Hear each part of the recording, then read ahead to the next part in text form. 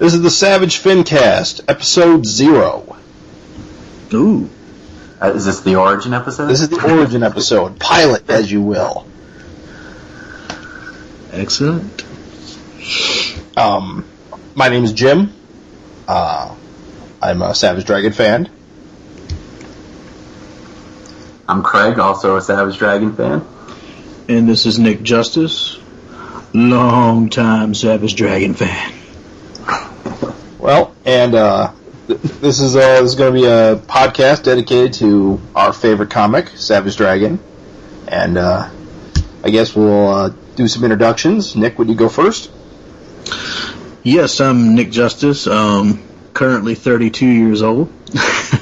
Living in New Jersey. I've been a Erik Larsen fan even before Savage Dragon, and it was just a natural progression. Once he helped found Image and start Savage Dragon up, I was aboard.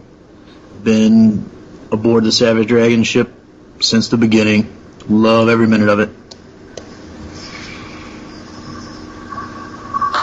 Craig? Yes, I'll go. Yeah, Craig from Philly. I was into Savage Dragon from the beginning as well, but I before that was a huge Erik Larsen fan from probably 1989 or 90 when I was in junior high. Really got into his amazing Spider-Man stuff. I missed the whole McFarlane Spider-Man and jumped in right towards the end with Larsen. And I just always felt that Larsen was one of the coolest artists I've ever saw. So kind of stuck with him, and I'm glad that, you know, he became my favorite artist because he's just a guy that's always stuck with the comic art form, and it's just been a joy to kind of follow him through Savage Dragon. I stopped collecting comics probably right after high school in the mid to late 90s, and then once I got a job after college and could afford to start buying comics again, I jumped back on around Savage Dragon, I want to say 76, the Savage World beginning, and was just instantly wrapped up in it again and couldn't put it down. And to this day, I look forward to every new issue. So I'm happy to be part of this podcast, and this Erik Larsen and Savage Dragons brought a lot of joy my way, a lot of entertainment, so I love spreading the word. My name's Jim. I'm the baby of the group because I didn't start reading Savage Dragon until about issue 90, back in like 2001, I believe it came out. I had just gotten out of high school and was in college and had a job, and even though I'd read comics for a number of years, I wasn't really into comics because of accessibility reasons, except for whenever a comic showed up on the gas station magazine shelf, I didn't really have any way to get to a comic shop.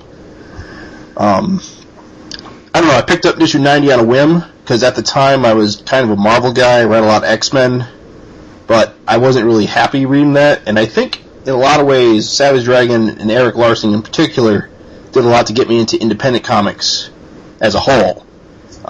See, I actually avoided Image Comics a lot in the 90s because they kind of represented the sort of kind of embarrassing imagery that I didn't really care for. All the, the big-breasted ladies and the muscle-bound men, and I just wrote them all off as junk comics. But I got into Image Comics through Savage Dragon, and I kind of learned from my mistake that you kind of got to pick and choose to find where the good stuff is, or what is good to your taste. And I owe a lot to, Eric and his comic to broaden my horizons in that respect. Just curious, what Savage Dragon 90? What was the issue? Was the cover? That was the cover. It was all black, and Dragon and Frank were standing over Alex's grave. Okay, cool. Yeah, I remember you telling me that before. I watched some of the Savage Dragon cartoon when I was really young, so I knew who Alex was. And for some reason, that cover grabbed my attention to wonder, why is she dead? Even though I really didn't know anything about the character beyond the cartoon. So I guess you can say the cartoon got me into the comic. That's just funny. It's funny to me because I totally got out of the comic for a while after high school and missed the whole cartoon, and it's just funny to hear, the viewpoint from somebody that, got into Savage Dragon at issue 90, where I know there was a big fan shift where people, a lot of the fans were displeased with the whole Savage World arc. For those that don't know, where issue 76, when Eric almost kind of, in a way, rebooted the series, it lost a chunk of the fan base that's just resistant to change. So it's interesting. It'll be interesting to hear your view on things as we progress through these podcasts. So, exciting month, actually, for Erik Larsen news. Yeah, pretty big month. Yeah. All that, Extreme Comics is apparently back again. And I have never purchased an issue of Supreme, but this I will because it's Eric. Yep, pretty much. I mean, I've never read... I think the only experience I've ever had with Supreme is in his appearances in the Vanguard series. I picked up, I think, the first maybe 3 issues of Supreme way back when it first came out, probably. I want to say it's got to be around 94 or 93 or something. Yeah. And to be honest, I don't remember much about it, but I could probably tell you there probably wasn't much to it. Was Liefeld the original writer on that, or when did Alan Moore come around? I mean, I was out by issue 3, so I missed the whole interaction with Vanguard, and I don't know, I'm sure Liefeld maybe drew the first couple issues, or maybe not even, and then had this Ghost Artist cover, but I was, to be honest, I was a little disappointed when I heard that Eric was going to be taking over Supreme, because I knew there was some kind of mystery project coming up. And when I heard it was Supreme, I was like, But then, I heard he was going to be working off Moore's script for the first one, and then it sounds like he's going to have free reign. So I'm more interested now. And then I saw the first couple of pages of art, and it looks pretty decent. It's nice to see a different inker. Yeah. Who's doing the finishes on that? Who's inking it? Let's see. Hold on, I got my copy here somewhere. Because it looked really good. You could tell that Eric penciled it, and someone Corey really... Hamster. Corey did the Thor backup, and what was it, maybe issue 150, was it? Okay. Do you remember which one? It's the one where... Was it Thor? Is it Dimension X? Yeah. With Glum? I think so. And it kind of segued into the Thor's issue in the... Right. And Corey kind of had that. It almost looked like a McFarlane feel to it. But his inks look really good on Larsen, and it's nice to see Larsen get inked by somebody else once in a while. Yeah, I agree. It's I don't know. It to me it is obviously Erik Larsen. Some people said the eyes look a little different than what he usually does, but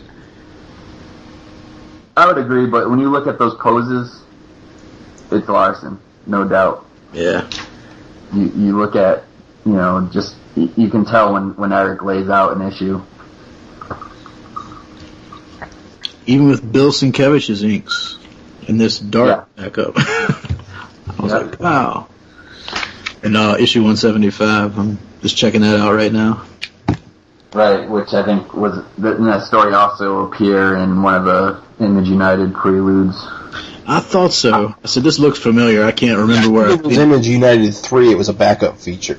Oh, okay. So yeah, it has appeared before, but for the first time in Savage Dragon. Yeah. Did anyone else? I think Bill also inked one of his backups on issue 100, right? I believe so. Well, that's possible. Did anyone else ever pick up the McSweeney's? What is McSweeney's? I sort of didn't really pay attention to what that was going on when that was running. What exactly is McSweeney's? I just got that one issue that the Eric's Braino Savage Dragon story appeared in. I just ordered my copy online for that. It's a comic? No, it's a magazine that comes out, and I think they're based out of San Francisco or something. And the magazine, I think it's usually magazine style, and I think for that one issue they decided to do it newspaper style. Huge newspaper. The reprint sort of looked like it was downscaled a little bit. Yeah, it was downscaled a lot. If you looked at the original strip, it was like you were reading a regular-sized newspaper. I mean, almost like what was that? Wednesday Comics? Wednesday Comics style in a way. So picture that Savage Dragon spread that's in, on that Braino backup on 175. Picture that spread on like a full-size newspaper. Yeah. And it's a sight to behold. I mean, if you can get your hands on a copy, I highly suggest it just for those, 2 pages? Is it 2 pages? In the McSweeney's, I think. I think it's so, yeah. In the middle with the strips on the top and the bottom. Yeah, that's the way it was. But so it was just a 2-page spread, but he split it up for the comic? Yeah. Yeah, there's no way he would have fit it, Wow, that's interesting. I did not realize that. Yeah, like I said, it's definitely something you should try. If you're a Savage Dragon fan and like me and completist nerd, it's well worth, trying to find one on eBay or something. I shall do just that. I wanted to get 2 copies so I could take one and just, for the enormity of it, and frame it, have it hanging up because it was so cool. But not that rich. Not that rich. When you do look at that spread with Savage Dragon, his hand popping out, it just makes you want to see like a Savage Dragon 3D issue. I would love Eric to kind of do that old school style like 3D comic with Savage Dragon. I think that would be kind of neat. With his hand reaching out like it's going to crush your head.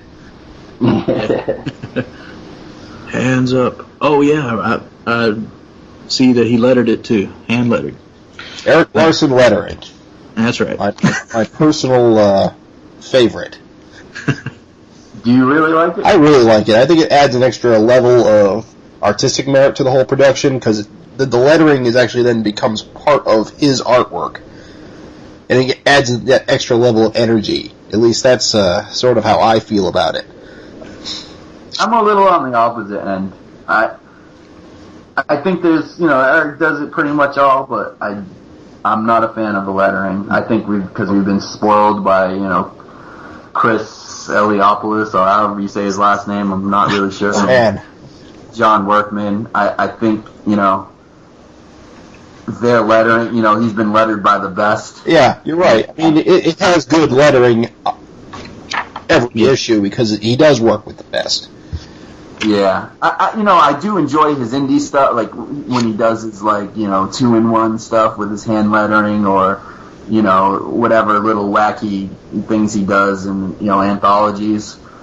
I think his lettering looks good, but when it comes to, Savage Dragon, we've just been spoiled, and when he went through that phase when he was lettering his own comics, it kind of sticks out to me. See, I reread that particular period here about last summer. I reread 101 through whatever was current at the time, and I thought I liked those issues a lot. I mean, it was a weird period for Dragon and for my fandom because I liked Savage Dragon, but to be honest, the whole election period kind of a drag on me. But it really got back. I didn't really get excited about Savage Dragon again until Back in Blue, which is odd because I was one of the biggest. You're putting him back in the cop uniform. Oh no, backsliding. Totally blew my mind the way he defied my expectations. I'll never distrust Erik Larsen again. Yeah, I think there was a lot going on in that time period, too, with the election, with Eric kind of taking up his position of Image Comics as a publisher. And that's right, he was publisher, wasn't he? Yeah. I think it was about that time, and I think it kind of shows. I think he kind of started off in that, let's make Savage Dragon president, but I think it didn't quite work out, and I don't think Eric was into it, and I think it shows. And, hey, you do 175 issues, you're going to have a few stinkers, I don't think anyone's perfect enough to do a whole, entire run with all hits, but, we've gotten past that, like you said, with this new direction with, Kerr and, him joining the force, but not really, and now with Malcolm, I think, the book's been as good as it's ever been. Right. Yeah, you're absolutely right. It is as good as it's ever been. Every issue, I'm excited whenever a new issue comes out. There are very few comics right now where that's the case. Yeah, I've noticed a new recent tightness in his artwork and his line work, and I read a response to one of the letters in 175 where he says he's drawing slightly larger and reducing the artwork. I think it helps the overall look of it. Because when you draw larger, you spend a little bit more time on it. So I can tell he's putting the time and effort into the work more. Well, let's talk about 175 itself, the main story. Well, we got the cover here, which we've seen for a while. It got previewed here like 3 or 4 months ago. Yeah. All Dragon, all Flash Gordon-y. Oh. And if you remember at the time, we still weren't sure if that was Dragon or if that was his other son, Krull. And I think we were, it was still kind of like, who is that? Is it really Dragon? And if it's Dragon, is it really him, or is his mind going to be erased again, or what? That's the big thing. Dragon's back. That's the big spoiler. Dragon is back. He is not dead, as we have all thought he was. Well, time travel, timey-wimey. But, it's interesting that he's back after, all the hype, all the hubbub about him being dead. And how, I don't know. Mm-hmm. I'm not sure how I feel about it right now. I mean, I love Dragon. I love the character. I mean, he's a great character. And this issue really illustrates why he's a fun character to read. But I kind of think I wanted him to stay dead for even just a little while longer, or even forever. But that's just me. For me, he's a character I love. I love his banter. I love, his voice. I think, Malcolm can get to that point. Dragon's son Malcolm, who the comic's kind of following now. But I think what was, I don't know if it's bad for Malcolm, but what happened was, Dragon and Malcolm only started in the issue together for maybe, a handful of issues before he became Kerr. Right. And then we kind of lost Dragon, and Malcolm's just kind of picked it up. And I don't think that Eric really gave the fan base time to warm up to Malcolm as a character. I mean, we saw, glimpses here and there.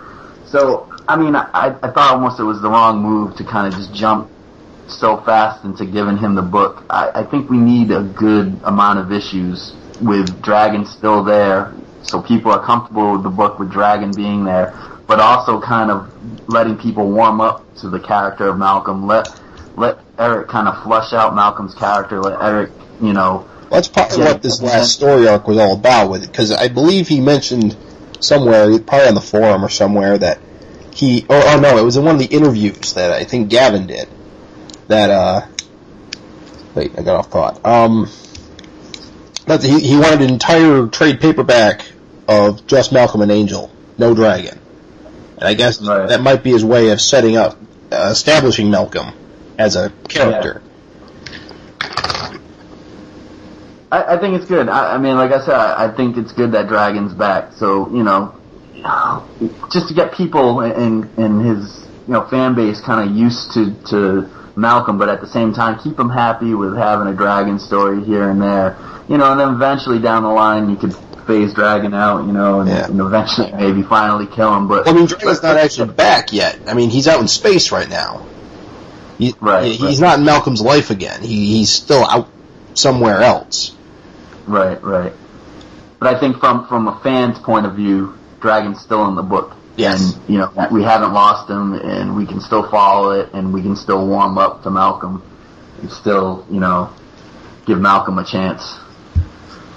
I'm very surprised that he's taking command again of his alien race. Like, he's, emperor again. He just took the mantle from Krull. He's like, yeah, I'm here and I'm taking command. Of course, you gotta wonder how Krull's gonna react to that, because as we can see, Dragon's methods are a little bit different than the Dragon peoples, whose name I'm forgetting again. The Krillians. Krillians. Yeah, I think it's interesting, because we don't, kind of ends on that point, and I think is a great way to end the book. Now I'm kind of jumping to the end, but with Dragon saying he's taking control, and it just leaves the reader thinking, how is Krull going to react to this? Is he pissed? Is he okay with it? Is he going to seek revenge in some way? Or we all know Dragon's pretty headstrong too, so he's probably going to drag these people into situations they're not going to be totally comfortable in. Yeah. I'm surprised the females even have those containers, those elephant trunk. I love that Dragon talked about those. Yeah. Dragon. What is this thing on me? Yeah. it's funny. But when he puts on the... I'm sorry. No, go ahead. I like when he has on the sort of, I don't know what to call it, Flash Gordon-ish type of suit when they go down to the planet surface. Right. And he's the only one not wearing the container at that point. Oh, you're right. I didn't see that. Totally took it off. He's like, I'm not wearing this thing. Behind a tree. Yeah, I guess they are wearing the containers in those little suits, huh? That is funny. I guess he's just not used to it, It's kind of like pissing in a diaper or something. Yeah.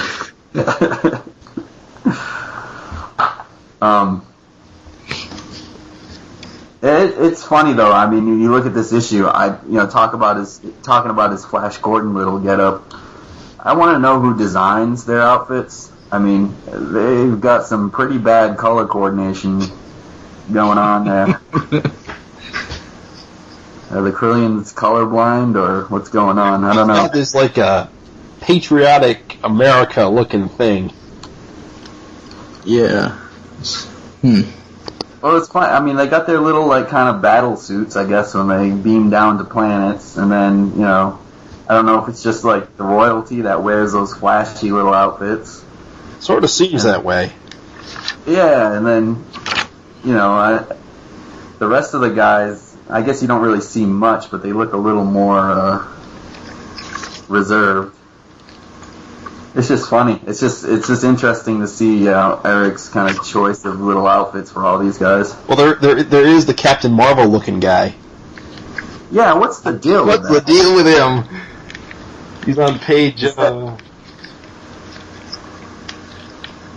Someone brought that up on the board. He's on page 9. He's just a little tiny background figure, and he's all dressed up as Captain Marvel. Yeah, or Mighty Man or whatever. He's the alien Mighty Man. That's my fanon.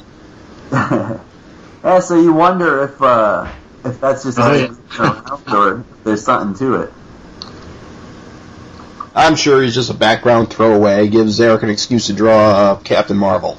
Yeah, he's wearing a cut piece too, so he's... Was anyone else secretly hoping to find other strange little characters in the background when they looked at that? Or was I the only one? That's the first I've noticed. When you pointed it out, I had to go check it out. I was like, wow. Usually I catch stuff like that, but not this time. I don't remember who pointed it out, but I didn't point it out. I went back and looked though. Same panel, there's a guy with big shoulder pads up in the top left corner. Maybe he's like a warrior type of character. I don't know. They don't seem like a warrior race. They all seem sort of scared of everything. Yeah. Don't like confrontations. Yeah, that's why I don't know if Krull will put up any kind of fight against Dragon, because he's kind of passive. He doesn't seem to be the type of guy that... Well, he's a chosen one, right? I mean, I kind of get the sense that the whole point of the chosen one is you got to have at least one guy who's assertive and aggressive if your culture's pacifist. Well, and when you look at them, Dragon and Krull are both huge hulking guys, and it seems like the rest of the race are just kind of normal Joe-looking dudes. Yeah. I know you were talking about in the beginning of our podcast about how Eric's pencils look tighter and a lot with this issue. And I don't know if you guys read the interview with Gavin and Russ. I'm sure you have. I thought it was interesting when they were talking about how, Eric really kind of had to, I don't know if he said it in this many words, but tighten up the pencils on Dragon's face to kind of make him look older and differentiate him from Krull. Oh, yeah, you can... It's kind of tough. You got two guys that look almost identical, but one's younger. Yeah, you can see it in those first few pages. Dragon has the wrinkles going on and everything. He's showing his age. Well, I kind of got to wonder about that. With the healing factor he has, you'd think that, he'd heal aging, wear, and tear. But I guess that might be overthinking it a little too much. Well, I think he still looks... He doesn't look that old, but... Nah. I don't know how old he would be at this point. Maybe late 40s or something. He's knocking on 50 if he's not already there. He's early 50s maybe, late 40s. Yeah. Because, wow, we've been started in 92, and he was 30 then. Is that what Eric said it at 30? Something like that, yeah. So he's... and he's died a few times, so he's been through... He's seen things, man. You come back from the dead a few times, you're going to look... You look as good as me. So how do you guys feel about the Dark Lord character?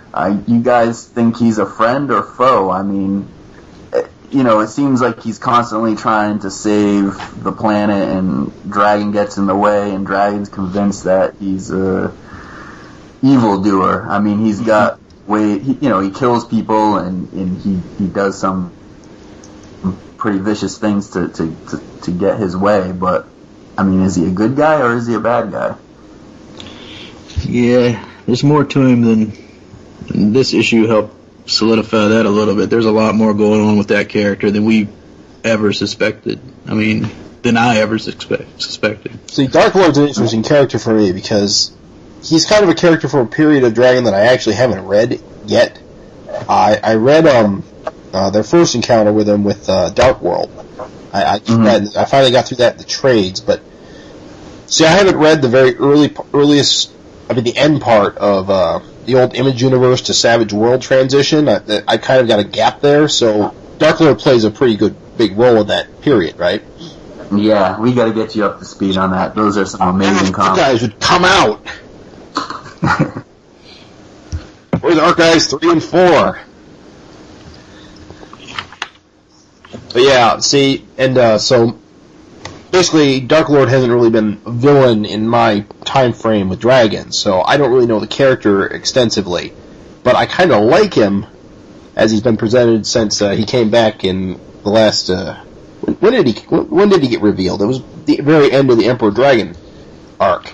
Yeah. I mean, he was walking around with a hoodie, and you finally, I think, saw him as teenage Dark Lord. I just find it interesting that he's with the Dragon people, since I kind of thought he was going to become a Malcolm antagonist. Yeah, what I'm wondering is he have something to do? I mean, did he bring Dragon back to life to set him up as a leader, to be kind of like a pawn in his game? Is he got some kind of something going on? He's the kind of character that we really don't know much about him. We know there's multiple entities. We don't fully grasp his powers. Well, he could talk to himself between alternate realities, I believe. That's how they set up the whole Savage World thing, is one of them sacrificed themselves to get Dragon out of the way. Right, and what's his goal? At first we thought it was to save, Dark World, but now, what is he doing on a Krillian ship way out in the middle of nowhere? Why is he out there? What's his purpose? There's definitely a big question mark. I mean, he killed Dragon and said because Dragon was a disruptive influence in the passage of time, he keeps destroying the world over and over again. He's very, very bad for us. But then he brings it back to life. What's the deal?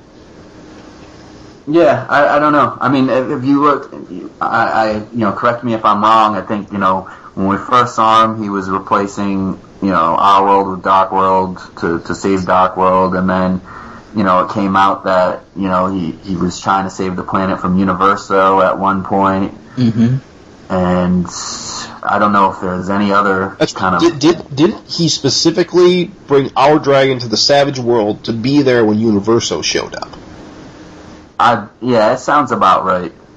You know, I'd have to go back and look, but that sounds right. Or to stop Sebastian Shaw, not Shaw, sorry, wrong character. Stop Cyberface, and then stop Universo. I mean, I can swear there was something there about that, but I can't remember. Yeah, it's been a while. But like I said, we don't really know much about Dark Lord. For as many issues as he's been in, we still don't really know if he's actually a good guy or a bad guy, or at some point he's got to go back in time and become his old self, right? Yeah. Go fight Super Tough.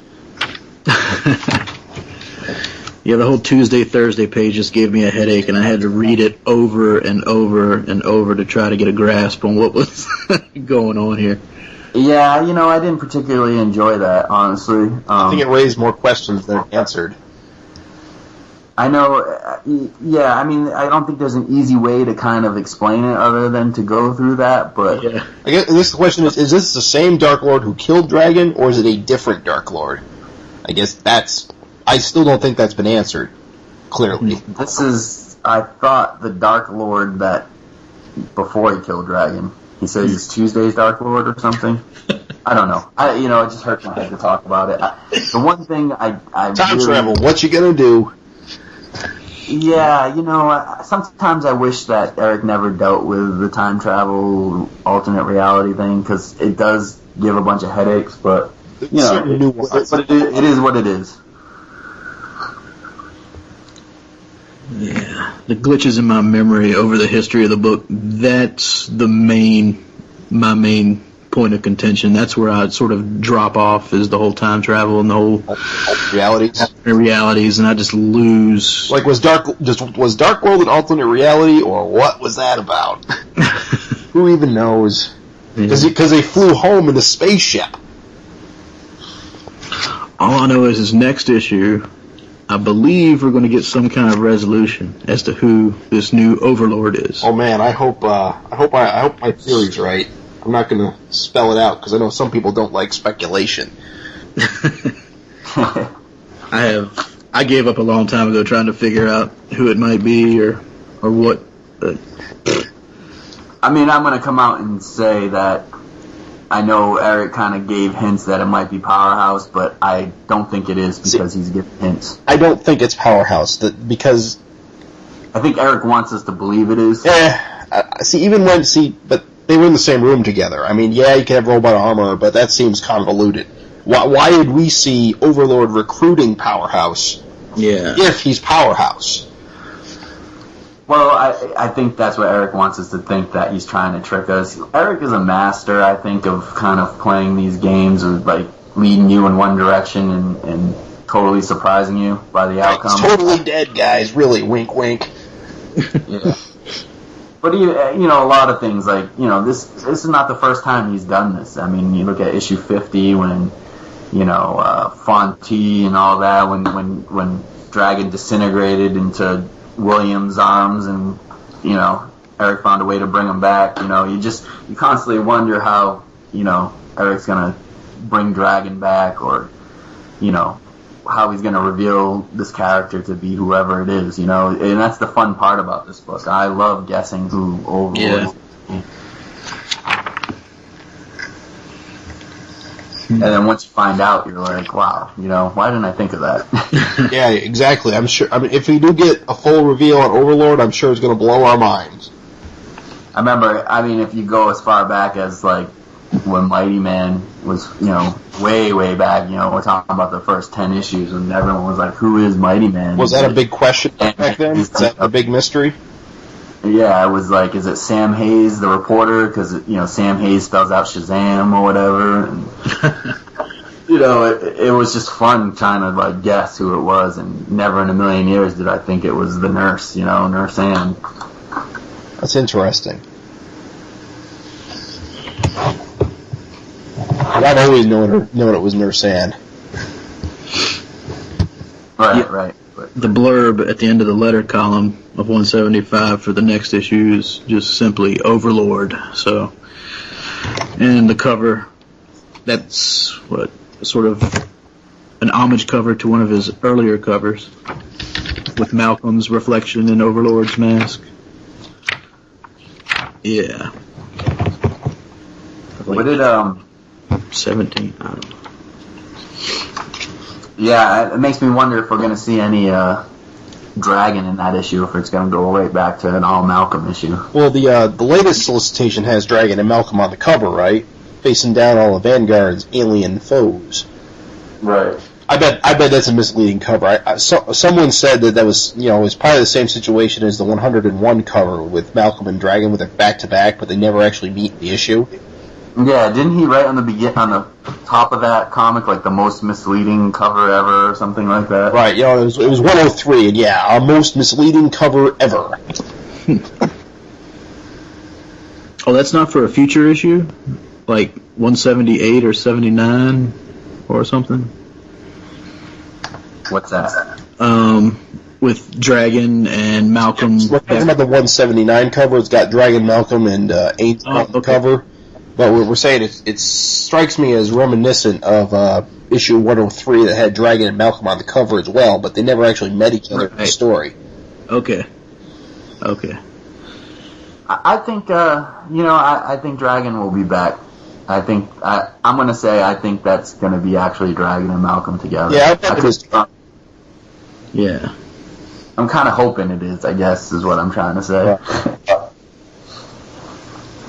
What did you guys think of the Vanguard story? Vanguard, yes. First of all, I think that cover is amazing.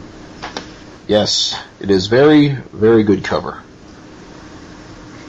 I've really enjoyed the Vanguard story. I like seeing Frank Fosco draw other characters than just the Rockhouse Diner guys.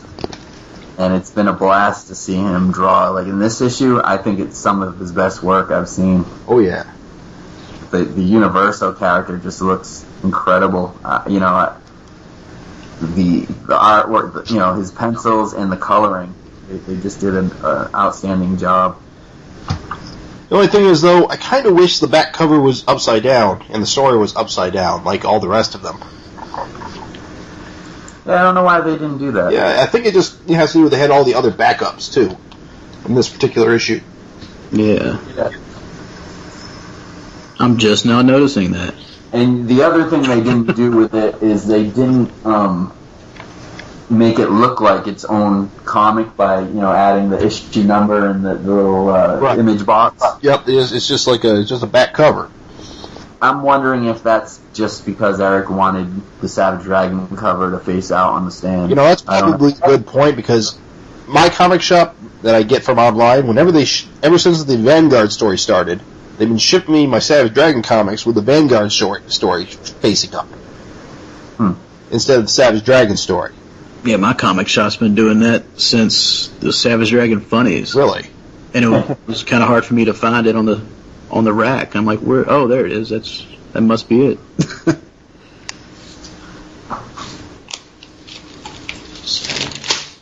But yeah, I mean, I really enjoyed these Vanguard stories. I think it's pretty cool that they've been kind of, instead of making it kind of like an ongoing, continuing serial, which it kind of is, but they take these stories and they do 4 or 5 pages. So I think this one might have been 6 actually. I'm not sure. Yes, it is 6. They wrap it all up in one. I mean, the stories kind of linked together, but they're all wrapped up. Right. There's the ongoing story that Vanguard needs to go home, or he needs to come up with an excuse to not come home. But there's all these individual stories that kind of tie into his wrapping things up. And I have to say that this issue's story was brilliant, because I was like, what the hell, Universo again? How is this guy still alive? And I'm reading the first page, and I'm like, I had to read it twice, because I'm like, is this happening? What's going on? And then I'm like, oh, okay. They're trying to fool his, race. All I know is Lurch in a Hawaiian shirt is awesome. Yeah. Yeah, I wonder what the issue is with that. Yeah, I have a theory that it might be something to do with Cyberface. Well, Lurch has been screwy forever, so it's about time he's got his own voice. Yeah. Ever since Overlord blew him up the first time, he has been messed up. Right. That's true. Way back. That is true. So the last panel of the Vanguard story in this issue, is that a female Vanguard? Is that a Vanguard lady? Yeah, it looks that way. I don't know if those were moves or... No, I think that's a female. Yeah. That's what I was like, oh, okay, I want to... Can't wait to see where that goes. To see a female of the species. Yeah. It's different. I think it will be interesting to see... more of him. More of his... Yeah, how that goes. I mean, he's kind of sent a transmission out saying that, Earth's destroyed and he's stranded on a moon or on Jupiter. Situation comedy. Yeah, it's like, how are they going to deal with this now? I mean, obviously, this person's, this female is going to come flying by and notice Earth's still there or whatever. So, I think it'll be interesting. I look forward to reading more. Of course, I wonder if she's, actually, well, as we all know, the, what are they called? What's Vanguard's enemy alien called? I forget. I don't know off the top of my head, but I know it comes from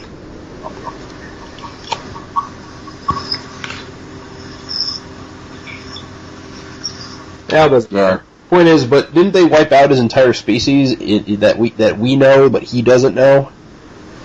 So who's she? Where did she come? Yeah, I don't know if that was confirmed if the entire species is wiped out or what, but you could be right. I'd have to go back and read it.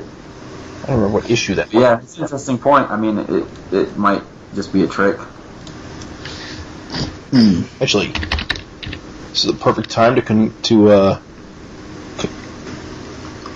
consult the Dragon Wiki. There you go. Glad somebody did it. Yeah, good story. I've been enjoying these Vanguard backups immensely. I'm a huge fan of anthologies, especially serial anthologies, where every story in the book is an ongoing story, because it makes you excited to get the next issue.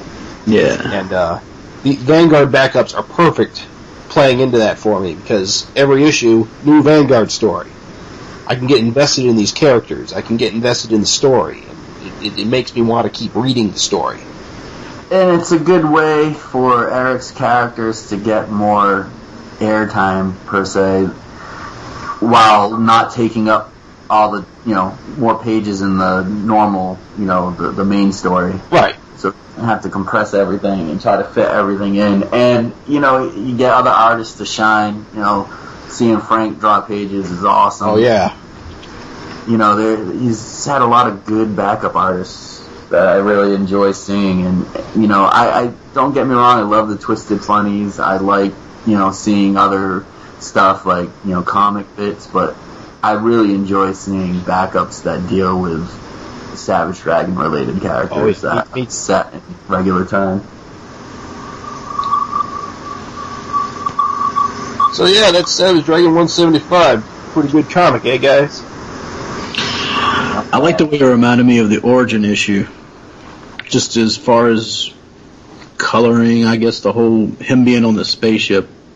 Yeah, I think. Speaking of the coloring, bringing up the coloring, you raise a good point about the coloring being, similar to the Origin issue number 0.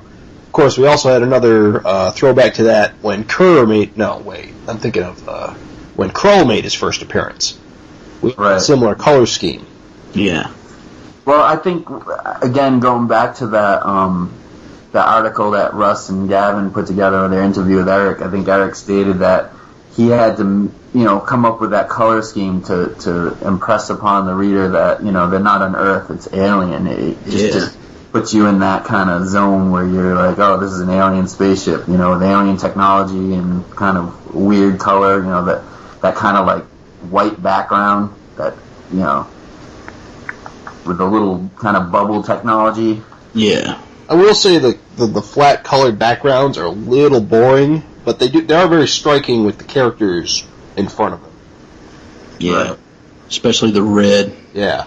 The red room is a really cool room. The bedroom, I think there's enough background detail in that, background drawing detail in that room that makes it feel like a room, whereas the other rooms sort of feel like, just big open empty spaces.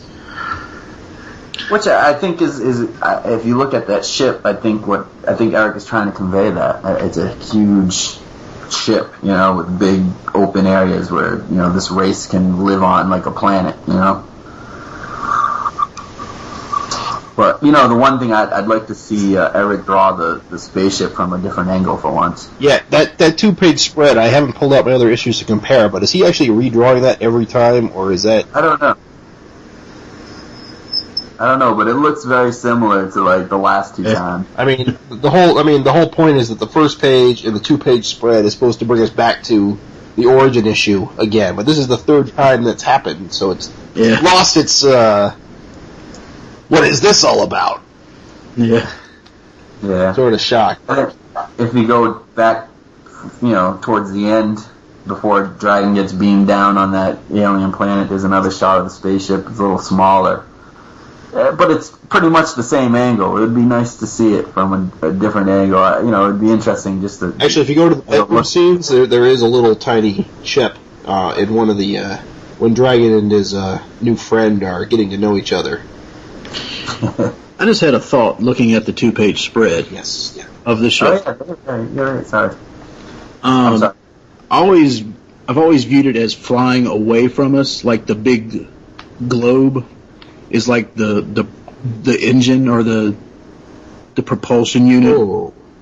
But now I'm looking at it, I'm wondering if the big circle is the head of the ship and the rest of it behind it, like the living quarters and... I could totally see that, especially with that other angle of the ship I talked about. You could be right about that. Yeah, now that you mention it, I always thought of it, looking at it as it's flying away from us, Yeah. It's like and that's the way. The ball part. Maybe the back part is what propels it, but they all live inside the big ball. Yeah. Yeah, interesting. We may never know. Yeah. I need to write a letter on that one. There you go. If anyone has their doubts that Dragon if he's really back or not, turn to page 12. That's confirmation.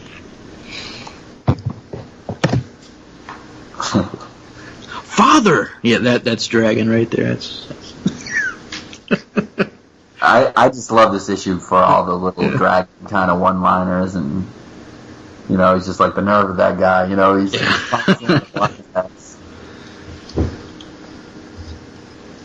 So apparently 175 coming out. Another book came out this week that Eric had a hand in. Crack Comic 63. Little late, several decades in the making. I can imagine it's a hard book to put together, Yeah, it's got to be. A lot of things that are come together to put a book like this together. Did you notice in Eric's strip, the Hack O'Hara strip, the mutant guy that he's fighting is very similar to one of the Dimension X guys in the Savage Dragon book. I think it's 173 or 174.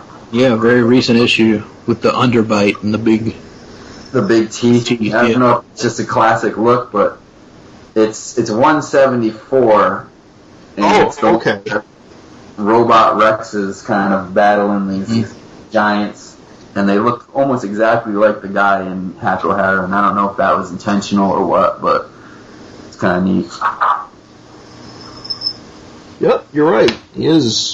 They are very similar. I mean, the one in Dragon is about 20 times as big, but yeah.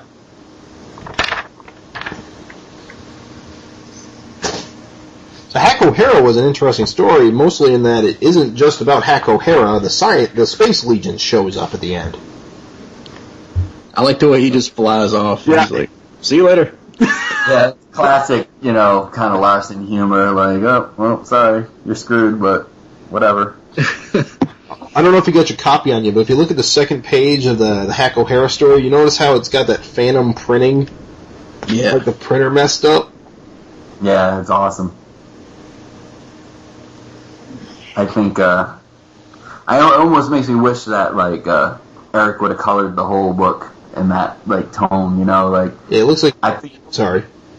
No, go ahead. I get a point. It kind of looked like that whoever was doing the stories, they decided how to color it, how to make it look old. I think some of the artists and teams, and this has been throughout the whole Next Issue series, have kind of missed the point on some of these. I think it's awesome to make it kind of look retro. Maybe they didn't miss the point. Maybe I just, pushing my own opinion on it. But I especially enjoy all the strips that, where the colorists went out of their way to make the pages look discolored. And, like Red Torpedo and... Yeah, and even... Spitfire. Herb Simp's comic, the Spitfire comic. Space Legion. Yeah, Space Legion looks awesome. I especially enjoy it when they kind of make the effort to make it look old, Then it's like you're supposed to be picking up this comic like it came out, in the golden age. Yeah, the Spider and the Captain Triumph and the Clock, that's his name, they all look like they were made yesterday.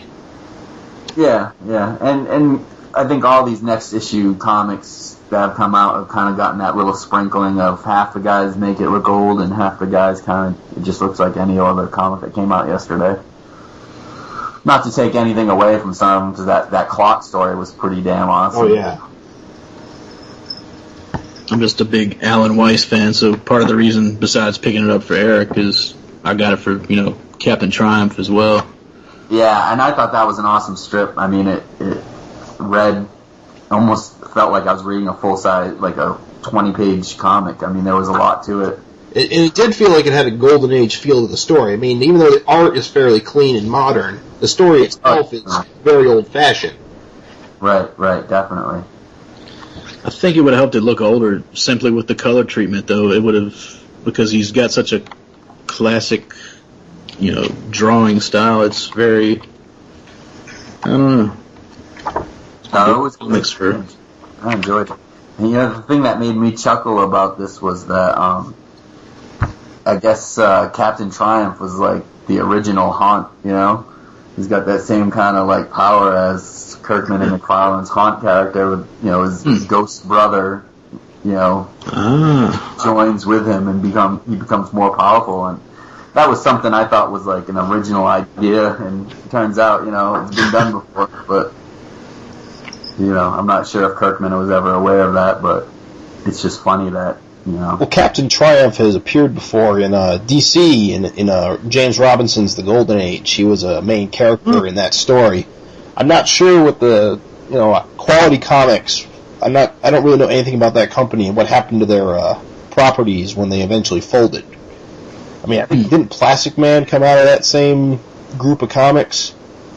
Yeah, and I think recently on the board someone mentioned that, Plastic Man might be public domain, but I think Eric said they didn't really want to touch that because it... Well, trademarks and copyrights, or the copyrights may be in public domain, but the trademarks are probably all owned by DC, which means you can't really do anything with the likeness or the name of the character in a marketing way. Yeah, I was saying that would be like the same thing with Daredevil, where you can't put the name on the cover. You might be able to use him on the inside, but I think Eric just didn't even want to deal with, because Plastic Man's kind of a popular DC character. Plastic Man is probably at least a B-list DC character who he's appeared in cartoons and other things, so he's fairly money. Yeah, he has value that the lawyers would fight for. Yeah, and it's not worth it just for Captain Triumph. Who cares? I think my favorite story in the whole Crack Comics issue was the Red Torpedo story. I thought was neat. Yeah. I mean, it opens up with the story. You think this guy's kind of like shipwrecked. You think his little submarine's like out of gas or something. He's like eating a raw fish, And then it turns out is that he just loves like just chilling on the in the water and just looks for action. Because as soon as he kind of like defeats the pirates, he just goes back to like sitting on a ship reading Hemingway novel.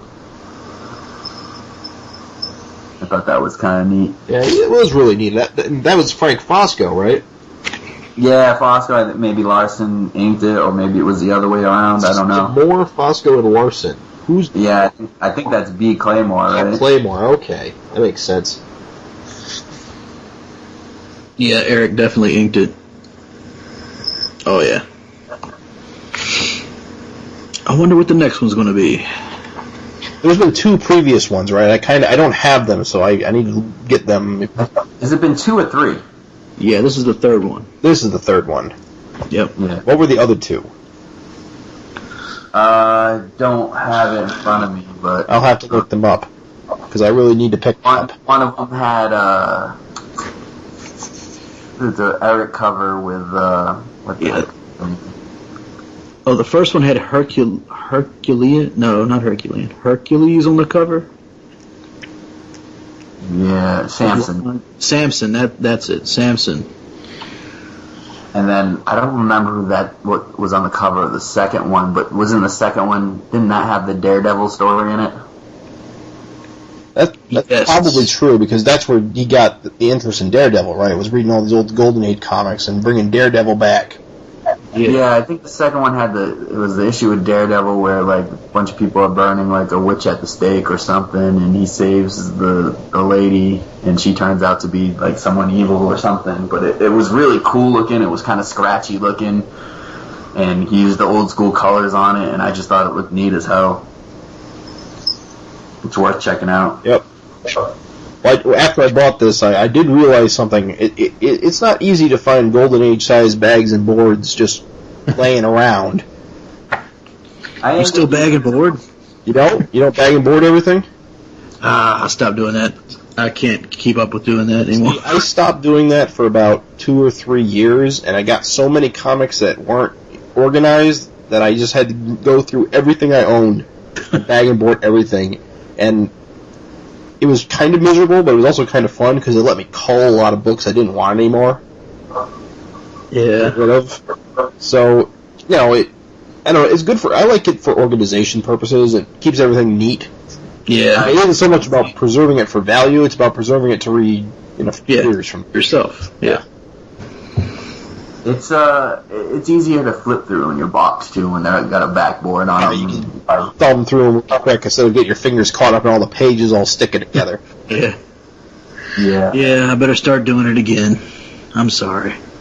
I've just got some I stuff. put mine in the Crack Comics in a magazine style bag and board. Yeah. I can buy those individually at my comic shop. So Yeah, I did that with the first 2. Yeah, I have lots of magazine boards because I read comics in that format. So I bag and board them.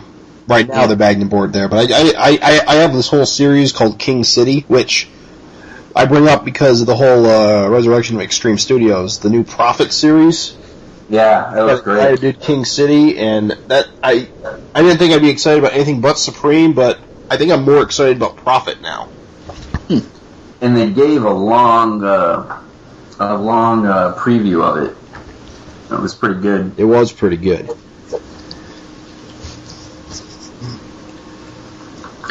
So yeah, I mean it's about 12:06 now. Yep. It's been on I think we for can like wrap an this hour. up.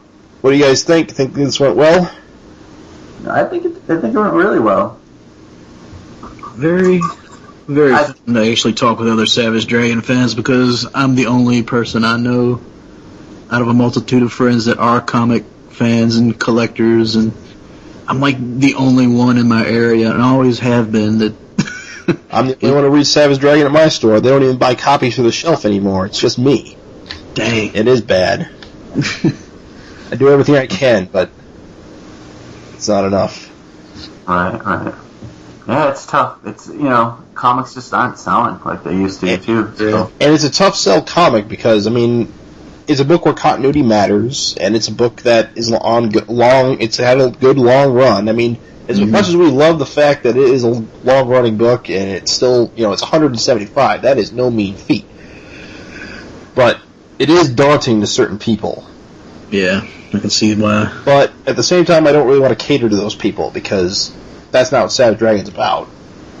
It's funny too. I was just looking at like the sales chart for like last month, and when you look at like issue numbering now with DC all at issue 2 and 3, there's not many comics out there that are over issue 20.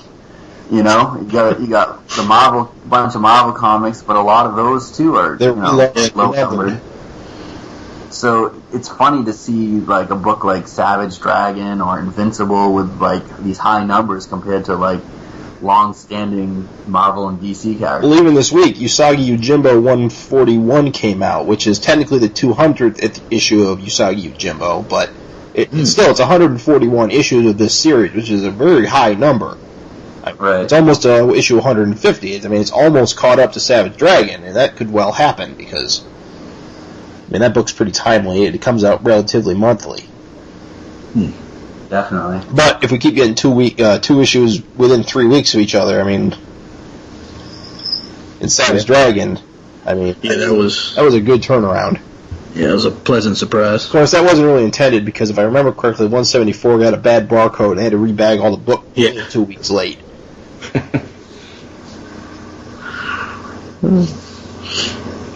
But yeah, the only series I have that have high numbers are Usagi Yojimbo. Fables is at 110 now. 2000 AD is at 1750, which is probably doesn't count as it's weekly. Yeah. Insane. You know what I'd like to do in the future? It would be nice to we continue to do these podcasts. Yeah. Maybe one podcast try to convince Eric to jump on. Oh yeah, that'd be great. We get Eric. I'm thinking, especially if we do it at 11. I don't, California time. It'd be early enough probably for him. 8 o'clock at night maybe. Yeah, I think we could convince him to do at least one. There's other people too. I bet Frank Fosco wants to talk about Vanguard.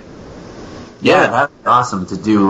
Try to get a Savage Dragon related guest every once in a while. Yeah. Let's take I guess one at a time and see how it goes. Yeah, I'm gonna get hopefully this thing recorded properly because if it didn't, I'm gonna be so mad. But it shouldn't take me too much to turn it into a file, and I've got hosting for it, so hopefully I'll have it up on the forum by the end of tonight. That'd be awesome. And then I'll probably post it on CBR and wherever else I think it's relevant and see what happens. Cool. Sounds good. Alright then, I think we're going to wrap it up for tonight. This was Savage, this was the Savage Sorry, I messed up. I have to edit that out. No, leave it. This is the Savage Fincast, signing off.